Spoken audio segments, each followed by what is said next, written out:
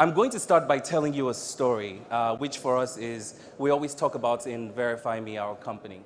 In 2013, a Nigerian man who grew up in Nigeria, had not been to Nigeria for a very long time, lived in Atlanta, decided to come back to Nigeria with his family, so his nuclear family could meet his extended family. Of course, he had spent many years or decades in Atlanta at the time, and a lot of us, when we're there, coming back, they always advise us, make sure you have good security, do your checks. So he knew he needed help. They would need a cook while they were here. He elicited the help of a staffing agency who did the traditional ID verification we did in Nigeria at the time. And he was very excited. They got a cook. He was going to introduce his son to pepper soup and agoin stew and all these great things. He was really, really excited about it. And then they came to Lagos.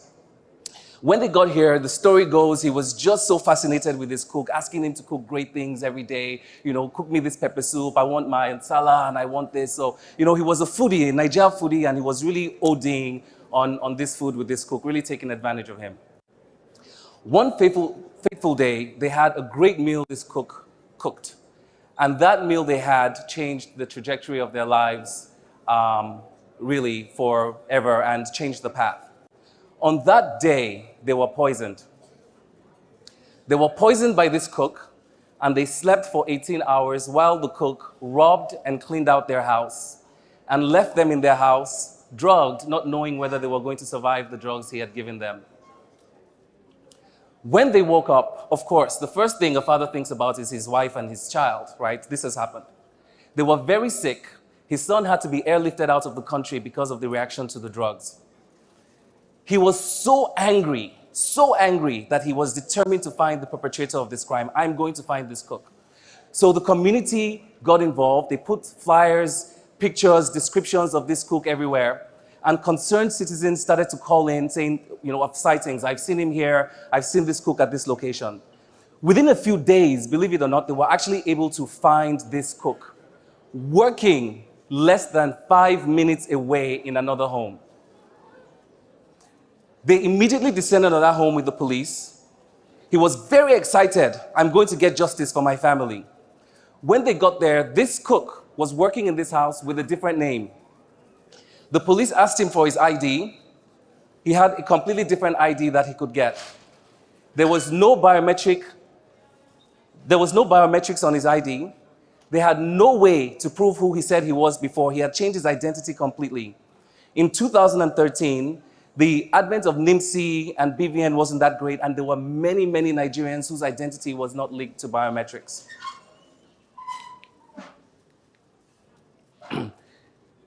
So this was actually the beginning of the idea of our uncharted waters. Ladies and gentlemen, this story is the story of the founder of VerifyMe, Tunji Oluwole. When this happened to him, he was determined for this never to happen again to anyone. And the anger he felt and the love he felt for his son that this had happened made him determined to start a system where there would be biometric verification for employers, at least domestic employers in Lagos. It is the reason I'm here today to talk about our emotions, such as anger, such as love, and when you really face them and look at why you are experiencing these emotions, they can actually push you to be innovative, and they can actually push you to face uncharted waters so that we can solve problems in our community.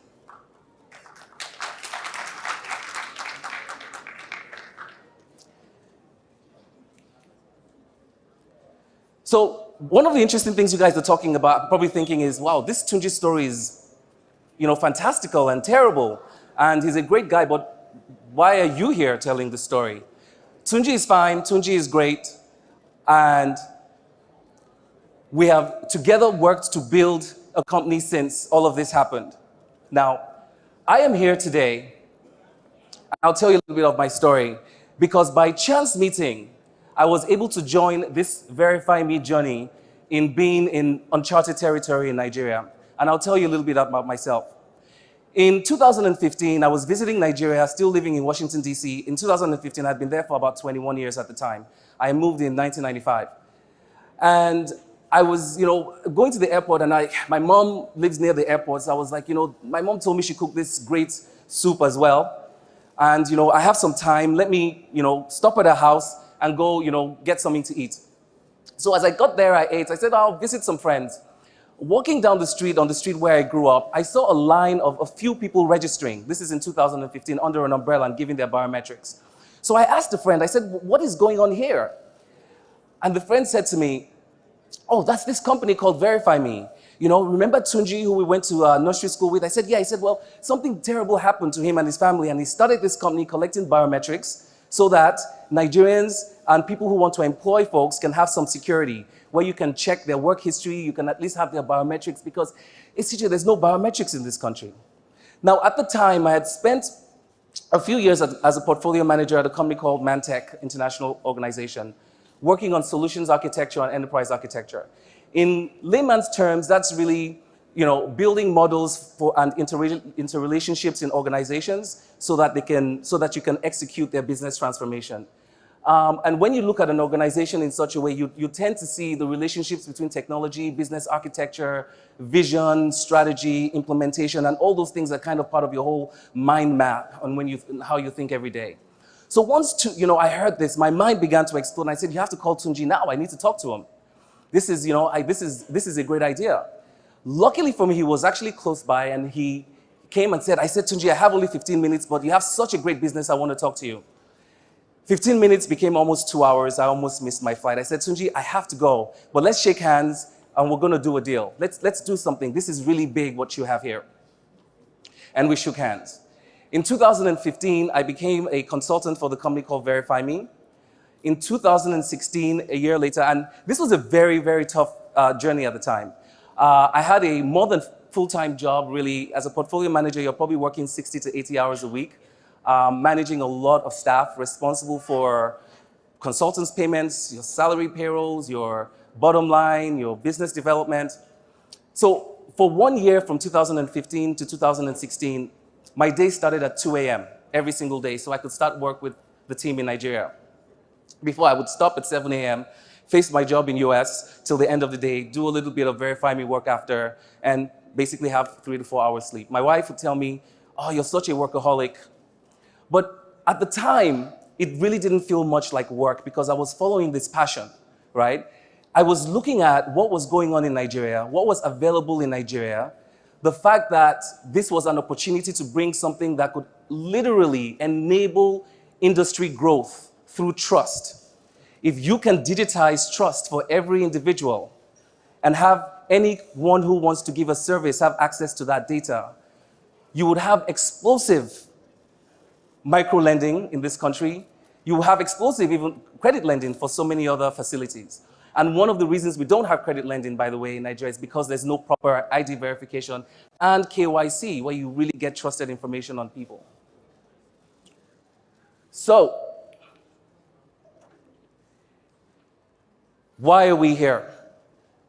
We're here today because in looking at our uncharted waters and the story of VerifyMe, we've realized that it was the tragedy of what happened to Tunji, the fact that he faced his anger, the fact that he loved his family, but not just loved his family to say, oh, I'm going to run away to Atlanta and never come back here again, but loved Nigeria also to say, okay, I'm going to protect my family, but I'm going to build a solution that will also protect other Nigerians,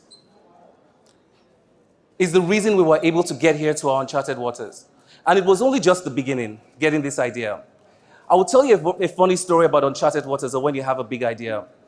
In 2017, when I was coming, after I had become a co-founder, I started out as the COO of VerifyMe Nigeria. I had this great idea. I was flying down to meet the team in Lagos. I said, I had done my slides. I had 30-minute schedules for all the meetings we were going to have. At 10:30, I had said we were going to break out into sessions.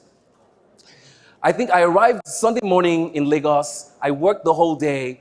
My office at the time was in Yaba. I said, I'm going to wake up. I'm going to be there at 8 o'clock in the morning. I'm going to try to show the team my, American experience and discipline and all of this great. I had this wonderful idea. had my coffee, got to work. I was, even serious face, really feeling serious with myself. As I got to the office, I was about to just knock on the door of my office. The general manager where I hired at the time opened the door and was like, Oga, there's been no light for 3 days. Nobody's laptop is working, and I don't know what you're going to do. And before then, I had set my alarm for 10:30, where at 10:30, we're going to break out into sessions so that we can have some small group meetings on the 2 hours of training that we had done. It was so funny and poignant for me because at 10:30, my alarm went off. And what I was doing at 10:30 was I was carrying a generator on the back of a pickup truck as the diesel was splashing on me and trying to figure out how we can basically fix this generator so we can get back to work. I wasn't expecting that morning. And this is one of the things I would say you have to be prepared for when you are in uncharted waters. We were in uncharted waters in two ways in Nigeria. One, our solution was new and never had been done before. And two, the level of unpredictability you are dealing with, because of course, as you know, in Nigeria, our ease of doing business is still under improvement, was also very challenging. And we had those two things to deal with at the same time. So as you're talking to international organizations and venture capitalists and trying to be as professional and corporate as you can with all your metrics and ideas, you literally can be doing so on a meeting in Nigeria and be using your leg to push the internet, so that your video call doesn't go off. And all of this has to be working in sync in this country. Those were things I never had to deal with in America, right? I remember once I was on a video call with a big customer, and it was interesting. I'm not normally on video calls, they're conference calls. And my internet went dead downstairs all of a sudden, and I knew I had internet upstairs. So without thinking, I carried my laptop and started running upstairs as I was talking. And I was now looking for a good place to stay, in the house, where I could get good signal. And then about 5 minutes later, I realized that everybody was looking at me as I was running around with my laptop in the house. I had forgotten that I was on camera. And what do you have to do in Nigeria? And they weren't even in Nigeria, they were in South Africa, somewhere in New York.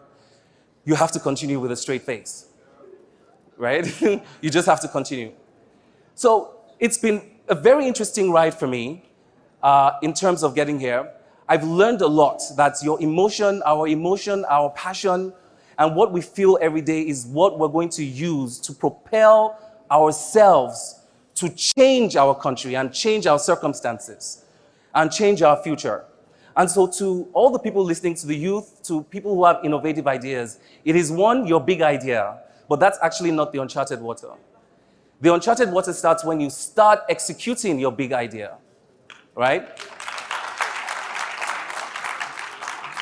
And execution is a loaded word. Execution is consistency, so it's waking up every day if you have to, right? Execution is operational excellence, so it's always really committing to being the best. It's not really about, I think somebody had mentioned benchmarking. You benchmark yourself against the best. Execution is about professional integrity as well. And you have to bring all these different things together. So you have your big idea, you have your vision that's really going to take you to your uncharted waters, and you have your execution that's like your boat when you're in the water. If you don't have good execution, you're going to sink in that uncharted water. And I'm here today to also say, so why are we here? If you also really deeply think about it, all of us are born into uncharted waters in this country. When you're born, you're in uncharted waters. So the moral of the story really is, this is life, right? So as we grow up, we need to find those tools that will propel us forward to take our stories, our narratives, our vision for us and for our betterments to take us to the next level and use our anger, use our love, use our passion to get to that next level for Nigeria. Thank you.